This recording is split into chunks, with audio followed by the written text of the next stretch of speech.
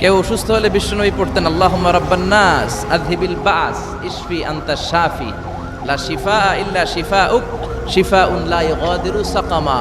আবার পড়তেন আসআলুল্লাহাল আযীম রাব্বাল আরশিল আযীম আন ইয়াশফিয়াহ। এজন্য অসুস্থ হলে এই দোয়াগুলো পড়বেন, তাহলে সুস্থ করে দিবে কে? তাবিজ তোমার ঝুলানো যাবে না। অনেকে অসুস্থ হইলেই তাবিজ ঝুলায়, আসে না নাই? বিশ্বনবী 4 মাস, কোন বর্ণনায় 6 মাস অসুস্থ ছিলেন। লাবিদ ইবনুল আসাম ইহুদিদের মিত্র বিশ্বনবীকে ব্ল্যাক ম্যাজিক করেছে, কিন্তু বিশ্বনবী তাবিজ ঝুলান নাই। পরে মুআউযিজাতান সূরাতুল ফালাক সূরাতুন নাস নাজিল করে দিল কে? বিশ্বনবী পড়ে ফু দিলেন, বিশ্বনবী সুস্থ হয়ে গেল। চিল্লায় পড়েন আল্লাহু আকবার।